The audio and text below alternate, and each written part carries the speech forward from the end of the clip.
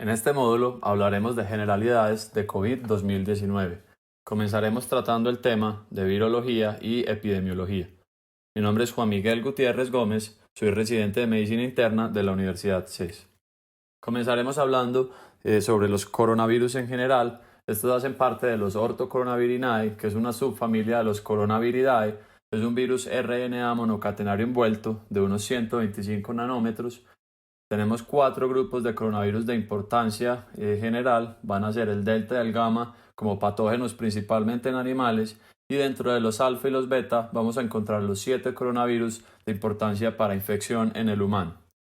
4 de ellos van a tener un comportamiento endémico y 3 de ellos, los que han sido descritos, el SARS coronavirus del 2002, el MERS coronavirus del 2012 y el SARS coronavirus 2, que es el que estamos tratando actualmente, han tenido un comportamiento epidémico. Es importante mencionar que los coronavirus tienen múltiples huéspedes animales y ellos le han brindado la capacidad de dar el salto de especie al humano y generar los eventos como los que estamos viviendo actualmente. Para los SARS de comportamiento epidémico ha sido un reservorio o huésped inicial muy importante el murciélago, y en los casos previos ha usado huéspedes intermedios que ya vamos a mencionar más adelante, que le permitieron dar el salto de especie hacia el humano y desencadenar estos eventos epidémicos. Ya sobre las características moleculares del coronavirus, tiene 4 proteínas estructurales. Estas van a ser la M, la N, la E y la S. Esta última, llamada espiga, es la que a mi parecer es la más importante, ya que va a determinar cuál va a ser su tropismo celular. En el caso del coronavirus actual y del SARS del 2002, este tropismo y esta afinidad fue por la enzima convertidora de angiotensina 2, y en el caso del MERS del 2012 fue por la dipeptidilpeptidasa 4. Mutaciones en este sitio de unión van a ser, como les decía, las que le permita cambiar de su especie y de su huésped inicial a la infección en el humano y darle la posibilidad de generar estos eventos de infecciones diseminadas. Hablando rápidamente sobre la replicación del virus, tenemos que inicialmente ocurre la fusión de este mismo, que es mediada por la espiga. Adicionalmente requiere una hidrólisis de un sitio de hendidura que tiene esta región de la espiga para poder interactuar con su receptor inicial y posteriormente pasar al citoplasma de la célula. En este sitio lo que va a generar es inicialmente traducción de las proteínas fundamentales para la replicación del ARN, y posteriormente va a proceder a realizar la replicación y la transcripción de RNA mensajero, que posteriormente servirá para generar sus proteínas estructurales y no estructurales. Todo esto finalmente migrará al retículo endoplásmico, donde se ensamblará el virión y posteriormente vía Golgi tendrá exocitosis.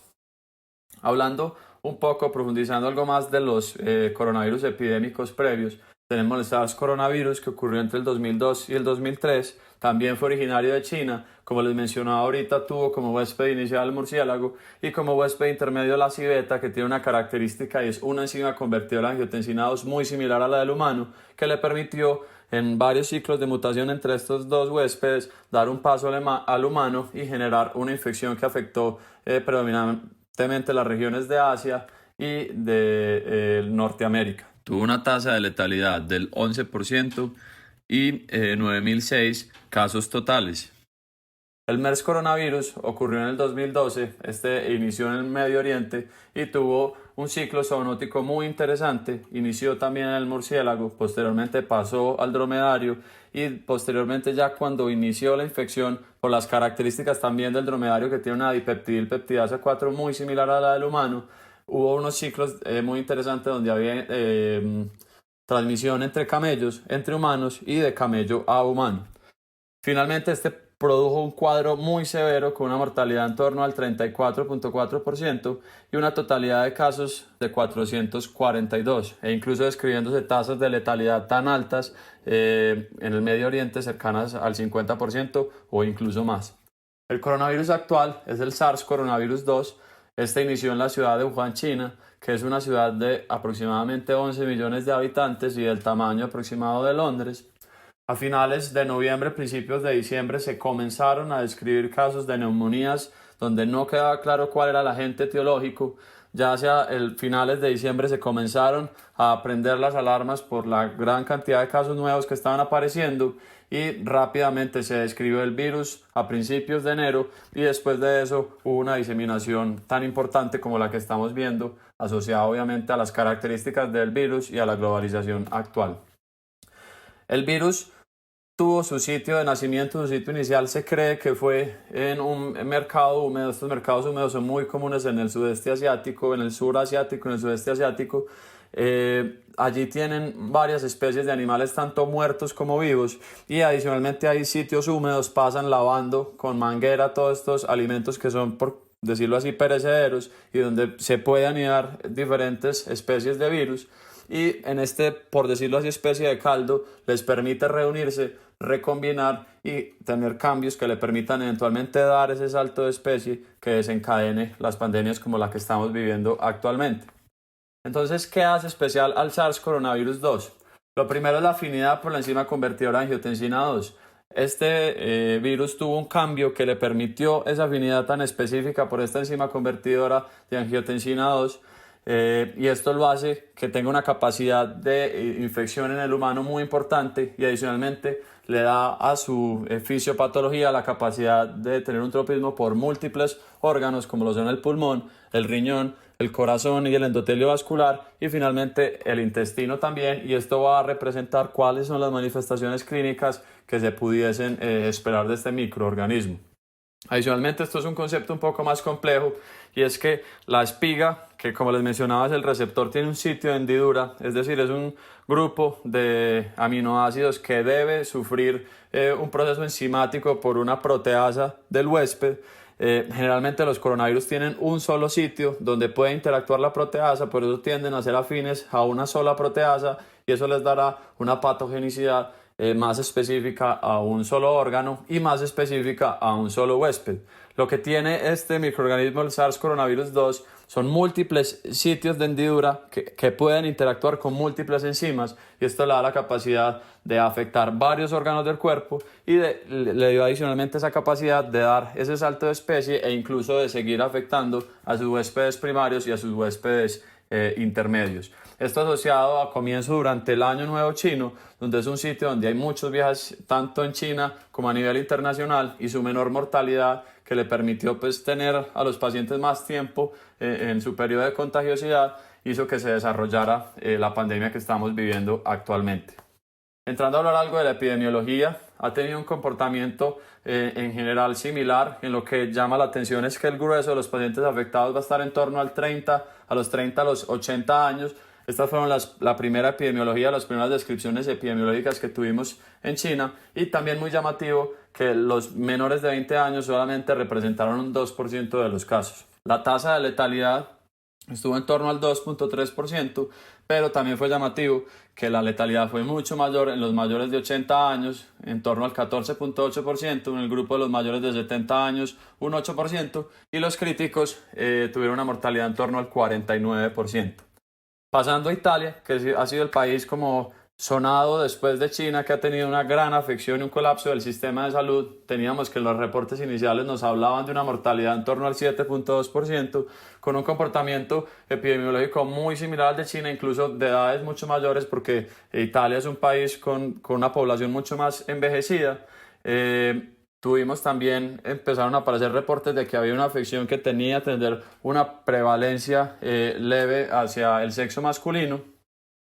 Y ya pasando a Colombia, que es en realidad el que más nos compete, pero en realidad todavía tenemos pocos casos para hacer una descripción epidemiológica adecuada. Hay que recordar que estos datos son tomados el 25 de marzo. En este momento teníamos 470 casos confirmados, 268 de ellos eran importados, 166 eran relacionados y es muy importante mencionar que había 36 en estudio, que si no se logra aclarar un nexo epidemiológico específico, podría ser indicio de que ya el virus esté circulando en nuestra comunidad, lo cual tiene, desde el punto de vista epidemiológico, una gran importancia. La tendencia aquí ha sido afectar a una población más joven. Hay que tener obviamente en cuenta lo que les mencionaba, que la población de Italia es mucho más envejecida que nuestra población, pero sí hemos tenido nuestro grupo etario principal ha estado en torno a los 20 y ya empieza a bajar hacia el grupo de la década de los 60 a los 70 años, que ha sido un comportamiento pues relativamente más joven que lo que describían estas series previas, obviamente haciendo la acotación de que todavía tenemos una muestra epidemiológica que es relativamente pequeña comparado a la infección que se ha visto en otros sitios a nivel mundial. Mencionando datos globales, tenemos en torno a la mortalidad, se han descrito mortalidades incluso menores al 1% y que han ido hasta mortalidades mayores al 8%. Esto no solamente depende del microorganismo, sino que también va a depender de muchos factores. En primer lugar, de qué tan ancianos es la población de determinado país y qué tanto colapso hubo en el sistema de salud. Entonces miren, por ejemplo, Alemania, que tiene una población que también es de edad mayor, pero no sufrió colapso en el sistema de salud, reportaba pues aquí inicialmente unas mortalidades del 0.4%, pero Italia, que tiene población envejecida, pero adicionalmente el sistema de salud se colapsó, ya está reportando mortalidades en torno al 9-10%, que son similares a las descritas en el SARS del 2002. Esta gráfica es interesante porque muestra la migración que está sufriendo pues a nivel mundial el microorganismo. La parte inicial sin barras representa la parte de China, pues que no está mostrada en este cuadro, fue la parte inicial de la pandemia. Posteriormente, miren cómo rápidamente crece la infección en Europa, representada aquí en las columnas amarillas de manera exponencial, y como en una tercera oleada van creciendo estas líneas naranjas, que son las que representan América, y que si nos descuidamos puede llegar a niveles tan altos como lo que se está viviendo en Europa. Este nos muestra los casos reportados por cada 100.000 habitantes y vemos claramente los que nos han mencionado. Irán pues tuvo un compromiso muy importante, pero lo más llamativo es Europa, que ha tenido casi que globalmente una gran cantidad de casos por cada 100.000 habitantes y es el sitio que está viviendo más las consecuencias de la infección actualmente. Y que miren que América y sobre todo Sudamérica está relativamente preservado, pero que si nos descuidamos ya vemos que la tendencia epidemiológica es que los casos comiencen a aumentar aquí. Entonces la meta de nosotros es evitar un colapso como el que se está viviendo actualmente en Europa. Entonces la última pregunta es, ¿estamos preparados? Entonces este dato primero es Colombia tiene 1.7 camas por cada 1.000 habitantes y miren lo preocupante es que al comparar con España y con Italia, ellos tienen entre 3.2 camas por cada 1.000 habitantes y aún así han tenido colapsos del sistema de salud. Entonces esto sería para irnos dando un jalón de orejas de que en realidad no tenemos tanta capacidad instalada en salud como ellos. Siguiendo por la parte de cuidados intensivos, tenemos en Colombia aproximadamente unas 5.684 camas, pero hay dos problemas. El primero de ellos es que están centralizadas principalmente en Antioquia, Bogotá, Atlántico y Valle del Cauca. Esto generaría un problema y una dificultad para las otras regiones. Y adicionalmente haciendo un cálculo simplemente para dimensionar, esto no es un cálculo epidemiológico, sino para tener en cuenta la dimensión y la gravedad del asunto.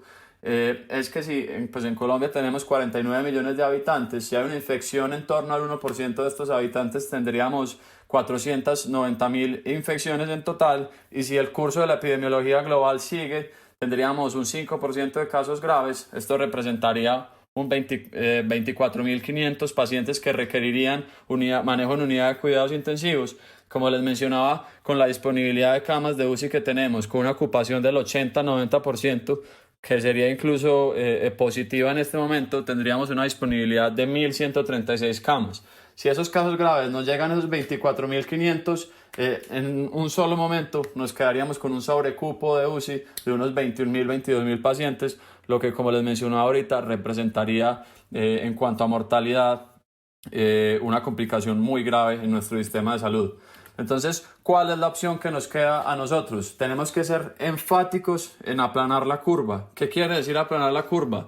Evitar que los casos se den en un pico epidemiológico específico y hacer que los casos más bien se vayan dando en una curva más plana, más pequeña, que se extienda más a través del tiempo y que no colapse los sistemas de salud, que nos permita atender a estos pacientes que requieran cuidado crítico y darles un manejo adecuado. ¿Y cómo podemos hacer esto?